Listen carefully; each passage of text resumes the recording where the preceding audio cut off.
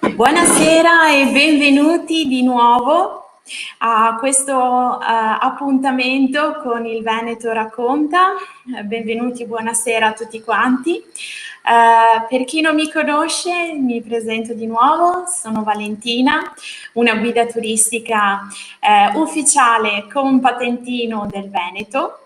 E il mio lavoro principalmente si svolge a Venezia, a Treviso appunto e nella provincia di Treviso dove appunto risiedo e dove appunto sono originaria.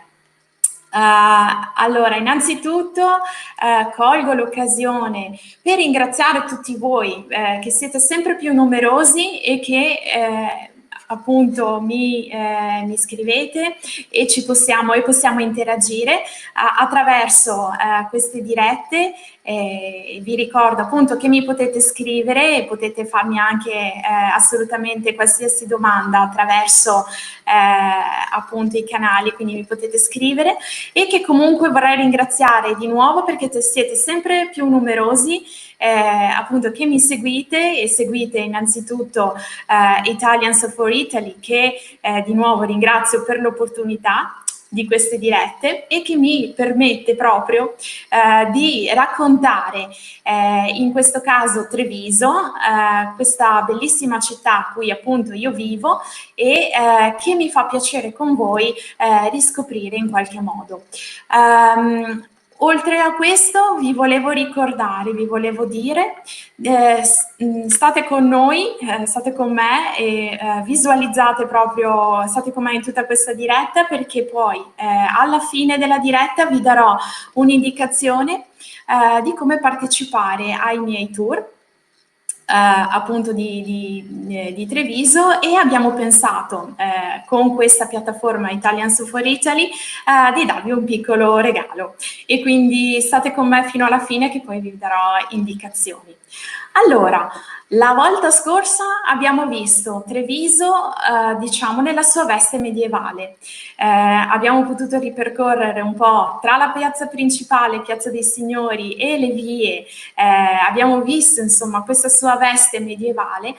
Oggi invece ho piacere con voi di ripercorrere e di vedere insomma un periodo un po' più recente, e ho voglia e ho piacere insomma con voi di ripercorrere le opere, di parlare un po' dell'avanguardia trevigiana o quantomeno veneta, e nello specifico di due artisti, Arturo Martini e il pittore Gino Rossi, che hanno rappresentato attraverso le esposizioni di Capesaro. Capesaro era ed è tuttora un palazzo veneziano, appunto tuttora è sede appunto dell'esposizione di arte moderna, e hanno rappresentato attraverso questo spazio dedicato insomma tra le due guerre mondiali quello che possiamo definire un movimento di artisti un po' inquieti, insomma, che diciamo hanno manifestato appunto questa avanguardia o questo modo di vedere l'arte assolutamente diciamo di rottura, possiamo dire, di rottura nel loro periodo in cui hanno vissuto. Appunto vi dicevo, non possiamo non parlare di due artisti che prima di tutto erano due amici. Arturo Martini è nato a Treviso, tra l'altro da una famiglia diciamo disagiata, era povero, e Gino Rossi, che invece è nato a Venezia e apparteneva diciamo a dei discendenti nobili, a una famiglia nobile. Poi colgo l'occasione di aprire una parentesi, adesso vi farò vedere alcune loro opere, e gran parte di quello che vi farò vedere si trovano appunto al Museo Bailo. Al Museo Bailo, eccolo qui, che è uno delle 3 sedi dei musei civici di Treviso e che vi invito caldamente a visitare. Prima di tutto perché c'è una bellissima collezione molto ampia di opere di Arturo Martini e che poi comunque il Museo Bailo è stato aperto in una sede recentemente, si parla del 2015, è stato inaugurato nella sua nuova sede e si trova in Borgo Cavour 24, giusto per capire, poco distante dalla Porta Santi 40. Ecco, se capitate per Treviso ve lo consiglio caldamente perché potete appunto trascorrere qualche ora immersi in queste opere o comunque in queste collezioni molto molto interessanti. Partiamo con Gino Rossi, questo pittore che, pensate un po', è stato comunque considerato il più grande post-impressionista italiano. Ha avuto una carriera, diciamo, molto intensa, anche se, ahimè, breve. Proprio perché si è trovato poi, come gran parte degli artisti della sua età, diciamo, ad essere chiamato alle armi nella Prima Guerra Mondiale, e la Prima Guerra Mondiale purtroppo ha stravolto le vite di tantissime persone. Una su tutti appunto di lui, e non ne è uscito, diciamo, dagli avvenimenti che sono successi nella Prima Guerra Mondiale, più altri problemi appunto familiari, purtroppo, diciamo, non è più uscito da quella che potrebbe essere definita come una grande depressione, una gran mal di vivere. Vi voglio far vedere. Allora, lui ha partecipato, ha attuato diversi viaggi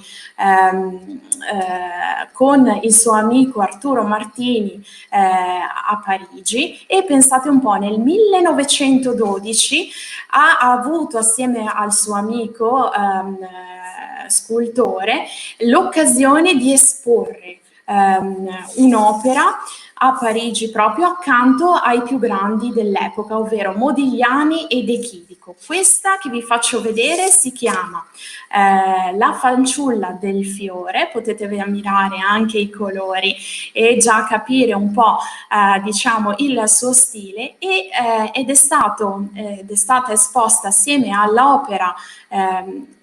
Qua si può dire, diciamo, un po' che si guardano tutte e due, assieme all'altra opera di Martini, appunto, La fanciulla piena d'amore. Quindi il tema è lo stesso, l'interpretazione, diciamo, è diversa, però sempre, come potete vedere, di rottura.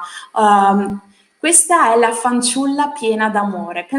Di Arturo Martini. Pensate un po' che quest'opera ha fatto scandalo all'epoca, quando è stata esposta a Capesaro 2 anni prima. Capesaro, appunto, che dedicava questi spazi espositivi a Venezia ed era poi in contrapposizione alla Biennale. Quindi questi giovani artisti avevano un modo, appunto, di esporre le loro opere che in qualche modo guardavano e si contrapponevano invece a quella più famosa, la Biennale d'arte veneziana. Questa bellissima maiolica è poi appunto adesso tuttora esposta a Capesaro, e noi possiamo vedere il gesso invece, la copia in gesso sempre di Arturo Martini al Museo Bailo, come vi dicevo. Altre opere di Gino Rossi, ve le mostro, sono altri 2 dipinti, sempre come vi dicevo,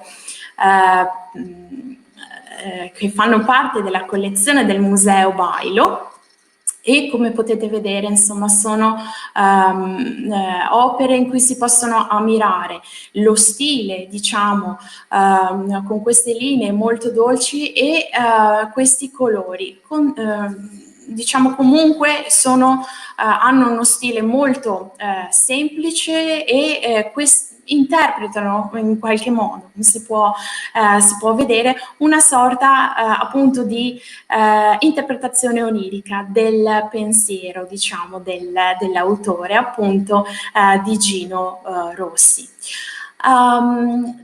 Poi adesso parlando di Arturo Martini, dicevamo è nato a Treviso, diciamo non ha avuto degli studi un po' sconclusionati, nel senso che non andava molto bene appunto a scuola, ha frequentato un corso serale e pensate un po', ha imparato le prime tecniche di modellazione nella fornace, appunto molto famosa di Treviso, della fornace Gregori, che era all'epoca molto famosa a livello internazionale. Ha mosso i primi passi nella scultura appunto lì e in altre scuole, e possiamo vedere le opere, diciamo, giovanili proprio, come vi dicevo, al Museo Bailo. Altre opere che si trovano appunto nella collezione a Treviso sono alcune veramente di dimensioni maestose, una su tutte ed è quella che vi accoglie quando appunto entrate al museo, e che è la coppia di Adamo ed Eva, come potete vedere, e che dà uno sguardo, diciamo, quantomeno positivo al futuro, appunto, e quindi vi accoglie, insomma, al museo. Oltre a questa abbiamo quella cosiddetta, il titolo è La Pisana, e che è una delle mie preferite, se non la preferita, e che rappresenta, diciamo, quantomeno gli stili, qui troviamo le caratteristiche stilistiche, diciamo, che appartengono proprio all'idea che ha di arte di Arturo Martini. Queste linee, diciamo, molto dolci, come possiamo vedere questa appunto ragazza appisolata che diciamo rappresenta l'eroina delle Confessioni di Ippolito Nievo, e che possiamo trarre diciamo queste linee stilistiche, dove possiamo vedere questa sensualità, ma anche questa grazia, questa sfrontatezza, ma anche questo certo fascino, tipiche proprio di Arturo Martini. Ecco, questi due grandi artisti, come vi dicevo appunto, hanno